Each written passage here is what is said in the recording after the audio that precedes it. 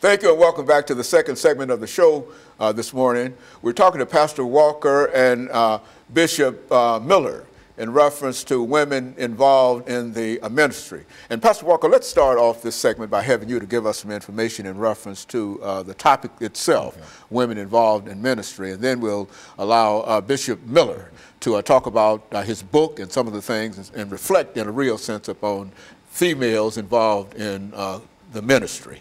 Well, Dr. Haney, this is some subject matter that I can really relate to because I've been exposed to women in ministry ever since I was a child.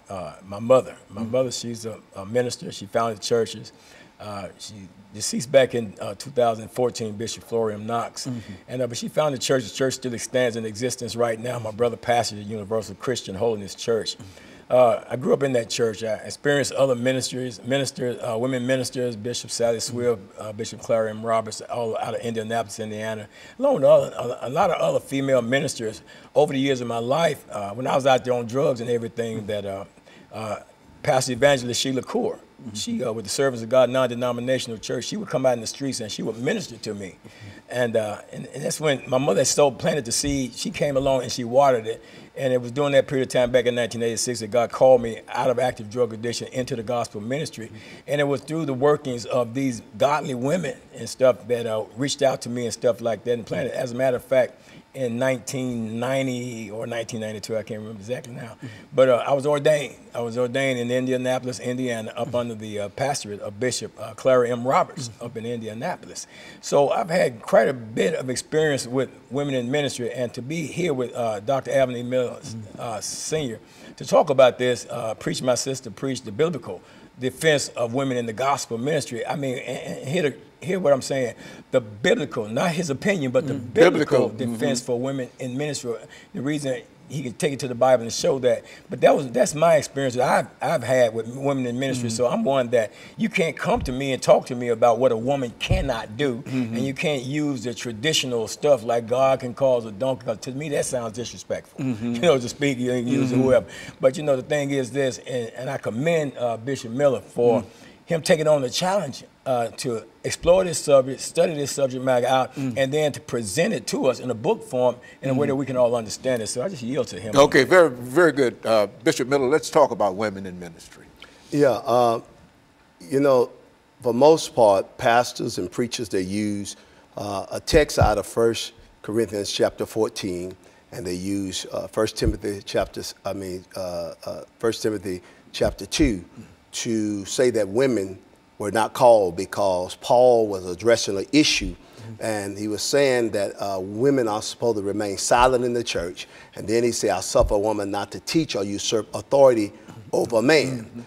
Okay, but at the same time, then 1 Corinthians chapter 11 says, if a man prays and prophesies with his head covered, he dishonors his head. Then it uses the same terminology that if a woman prays and prophesies with her head uncovered, she dishonors her head. So why would he use, if he didn't want women to preach, why would he use that same illustration? And so I think what was going on, as I share in the Bible, is that there was an issue that was going on in the book of Corinthians and in the congregation that he addressed in the book of Timothy, where he addressed that, because he really didn't mean for women not to preach, because there's too much in the Bible. There's too much illustration that shows, even from the Old Testament.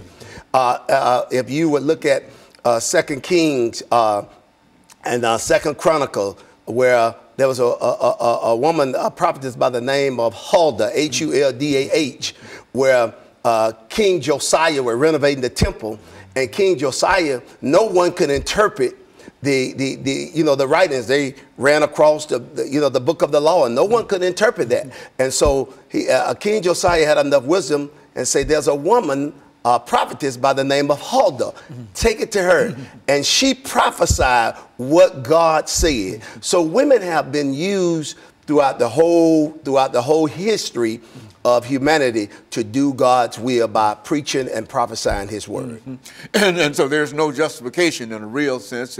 Even the Bible indicates that women ought to be able to participate and to preach the gospel. Is that what? Yes, sir.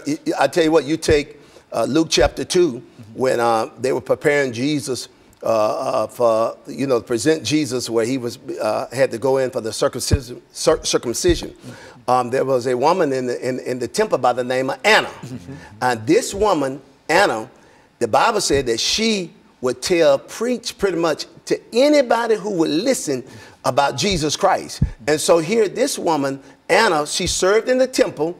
As a matter of fact, her husband died, and she served in the temple after the death of her husband. And so here is the word prophesy, the word preach means to proclaim. Laleo in the Greek means to foretell, means to, under the unction of the Holy Spirit. And the same thing that happened on the day of Pentecost. There were women in the upper room. When the Holy Spirit fell on the men, it just didn't fall on the men, it fell on the women. And so they spoke in tongue, they prophesied just like the men. And so there is enough evidence in the Bible to prove that God did call women to preach the gospel. Traditionally, men have distorted that and have somewhat said in many churches that women should not preach the gospel, simply because I think that a lot of men are threatened by the gift that women bring to the table.